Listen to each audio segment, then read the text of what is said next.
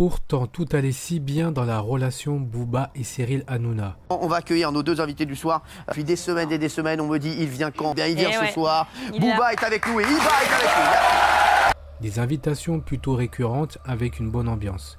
Il a même en quelque sorte contribué à la médiatisation du clash Booba et Karis. D'ailleurs, dans cette invitation, qui apparaissait plus comme un piège qu'une invitation amicale, on a pu remarquer cette facette arrogante qui n'est plus à présenter de Cyril Hanouna. D'accord, merci, en tout cas c'est clair. Ça part bien le rabiboche. Ça part bien. Vous êtes sûr que je l'appelle? Alors, je vais l'appeler. Appelle-le. D'accord. Calme-toi, je te jure.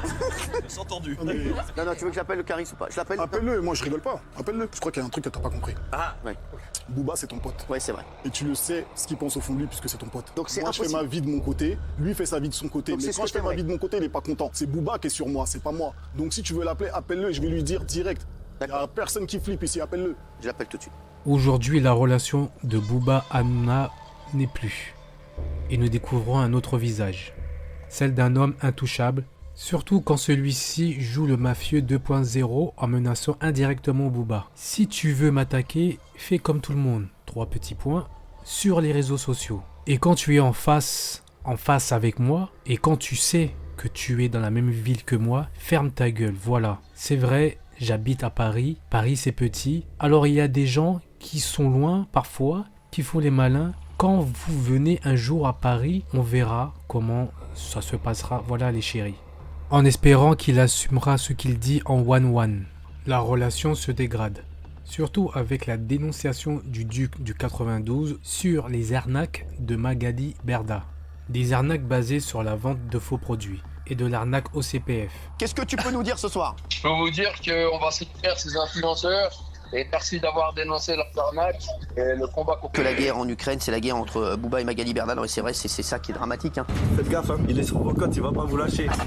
Sur les réseaux sociaux, il dénonce presque chaque jour les pratiques commerciales douteuses de ces célébrités d'internet qu'il accuse d'escroquerie.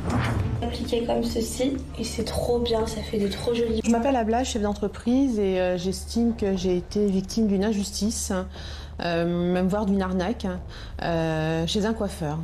Les conséquences du lissage, dès le premier shampoing, c'est-à-dire 3 jours après, mes cheveux sont tombés en masse. Donc j'ai eu très peur sur le moment, je me suis dit c'est les effets du lissage, ça va passer. Je commençais à ne plus avoir de cheveux du tout, j'ai perdu plus de la moitié de mes cheveux. À partir de ce moment, la relation Hanouna et Booba commence à s'effriter.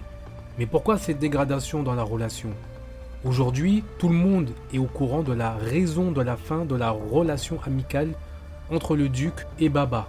La raison de cette rupture est l'affaire Magali Berda. Et dans cette affaire, on a pu observer le laxisme de certains. Tout d'abord avec l'invitation de Magali Berda à TPMP, où bien entendu les questions étaient ciblées.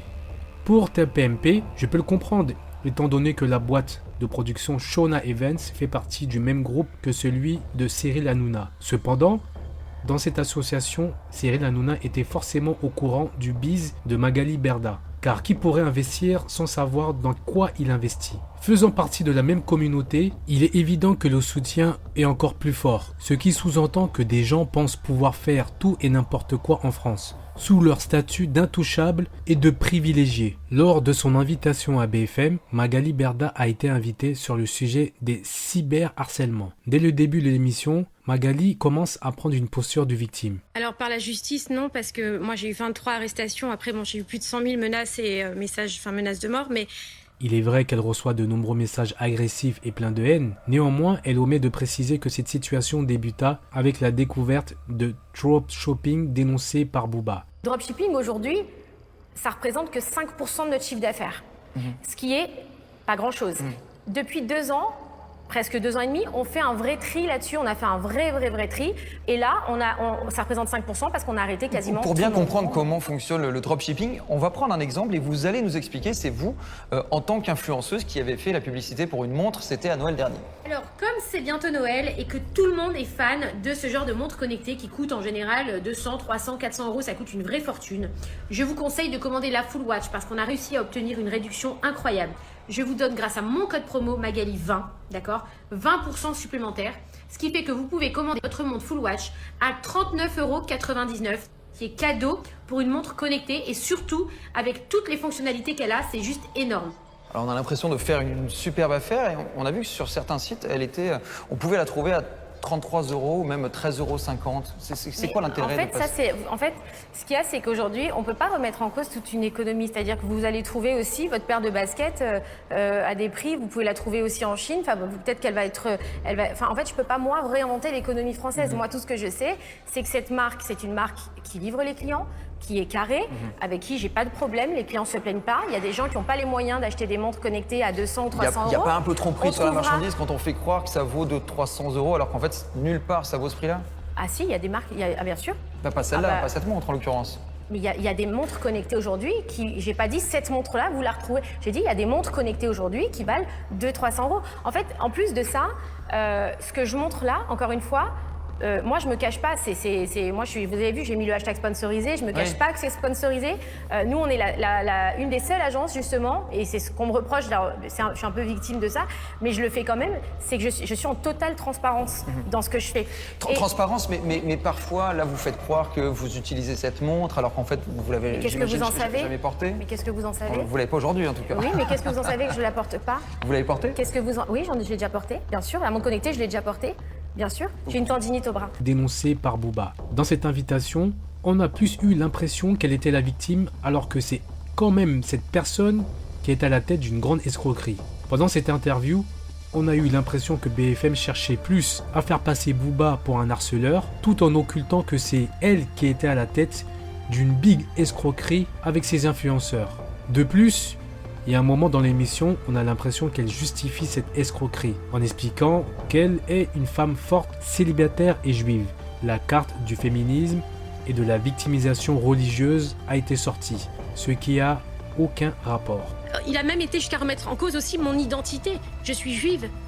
J'ai pas honte de le dire. Je suis juive, ma mère est juive.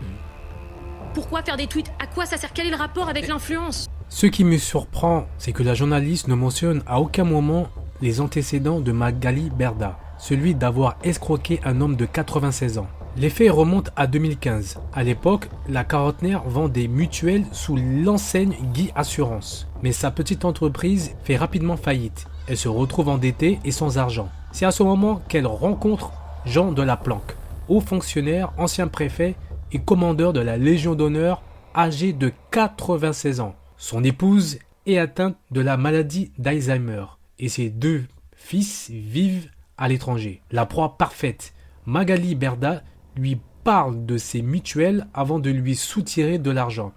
En 6 mois, elle recevra plus de 220 000 €.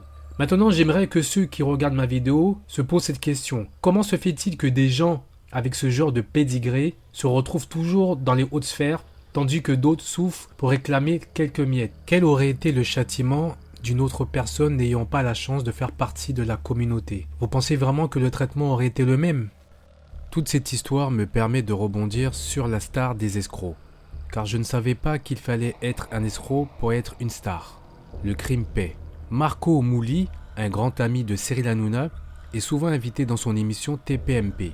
On remarquera dans l'émission que Marco Mouli a une forte tendance à se vanter de ses exploits. Je rappelle pour ceux qui regardent TPMP et qui ne connaissent pas ses antécédents, le célèbre escroc a été condamné pour fraude à la taxe carbone d'une somme de 283 millions d'euros. Maintenant, vous savez où est passé votre argent. 283 millions vous choque, mais ayez conscience que la somme est beaucoup plus importante que certains essayent de le faire croire. En 2016, pendant le mois de juillet, Arnaud Mimran, partenaire d'arnaque de Marco Mouli, se retrouve bien seul face au juge de la 32e chambre du tribunal correctionnel de Paris.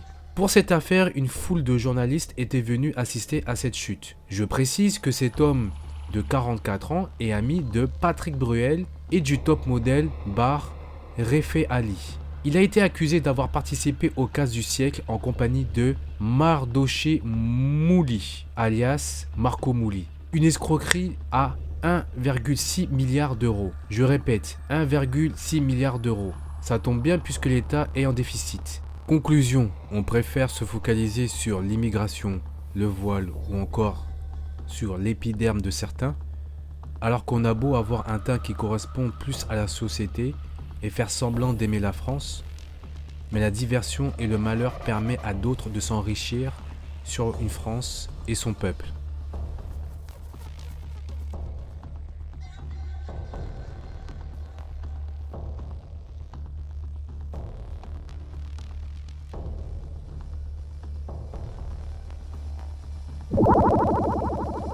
I'll be back. I'll be back. I'll be back.